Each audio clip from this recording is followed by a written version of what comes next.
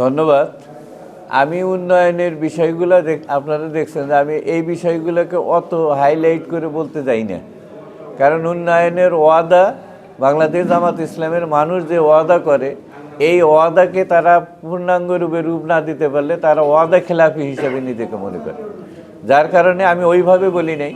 আমি সবসময় বলে গেছি যে সরকারি যে বরাদ্দ, সরকার থেকে আমরা যে কর্মকাণ্ড, যে অবহেলিত এলাকাগুলি যেগুলি রাস্তাঘাট ব্রিজ করা দরকার, আমরা সরকারিভাবে সেটিকে চেষ্টা করব এবং সর্বোচ্চ প্রায়োরিটি দিয়ে যেখানে যেটি করা দরকার, আগে করা দরকার, সেটার আমরা গুরুত্ব দেব।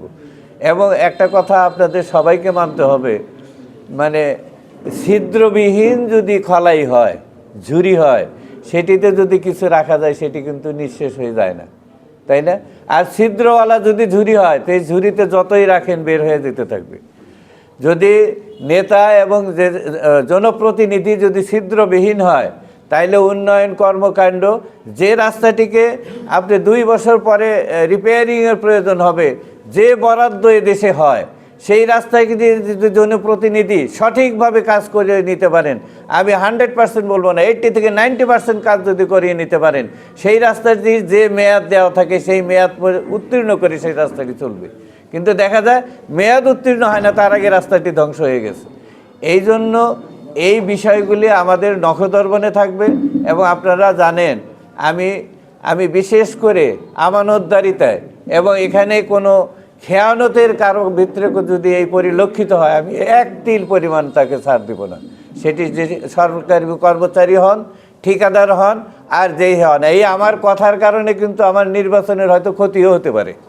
আমি যে কথাটি বলছি এই কথার কারণে ক্ষতিও হতে পারে। অনেকে মনে করবে যে ওনাকে দিয়ে সুযোগ সুবিধা নিতে পারবো না, ওনাকে নিয়ে তো আমি আমার বেনিফিশিয়াল যে কাজগুলি করা দরকার এটি করতে পারবে না।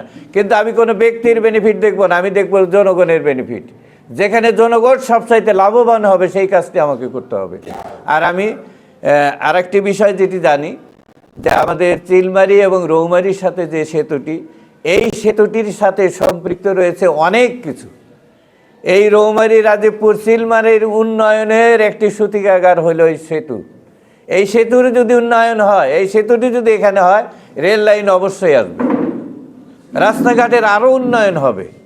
এবং সেই সাথে ব্যবসায়িক এপাশ থেকে ভুটানের যে কানেকশন, যে একটি এপাশ থেকে যে বাংলাদেশ এবং ভুটানের যে ব্যবসায়িক যে সম্পর্কটা করার কথা, এটি উন্নয়ন হলে এটার সাথে ঢাকার সাথে সংযোগ হবে, চিটাগাংয়ের সাথে সংযোগ হবে। আর এটির কারণে এই এলাকায় ব্যবসা বাণিজ্য থেকে শুরু করে সকল কিছুর উন্নয়ন হবে। আরেকটি জিনিস আমার মাথায় আছে, সেটি হলো এখানে শিল্প কারখানা। শিল্প কারখানার জন্য আপনার প্রতি জমি ভূমির এখানে কোনো অভাব নেই। এবং এখানে যে দামে ভূমি কেনা যায়, অন্য একটি শহরের জায়গায় সেই দামে ভূমি অথবা সরকারি খাস জমি পাওয়ার কোনো সুযোগ নেই। এখানে যদি শিল্প কারখানা করা যায়, তাইলে বেকারত্ব, যেটা যুবকদের যে কর্মসংস্থান, এবং বিশেষ করে আমাদের এখানকার মহিলারা যেভাবে ঢাকা বিভিন্ন জায়গায় গার্মেন্টসে তারা কাজ করেন এবং মেয়েরা বিদেশ পর্যন্ত চলে যাচ্ছেন, এখানকার অনেকে শিক্ষিত ছেলেরা বাইরে যে সামান্য বেতনে একটা চাকরি করছেন, এদের সকলের যদি কর্মসংস্থান করা যায় এই শিল্প কারখানার মাধ্যমে, তাহলে আমার মনে হয় রৌমারীতে যে উন্নয়নের দিকে আগাচ্ছে, এই রৌমারীকে দ্রুত একটি উন্নয়নের চরম শিখরে নিয়ে যাওয়া সম্ভব হবে। তাই আমার এইগুলি মাথায় আছে।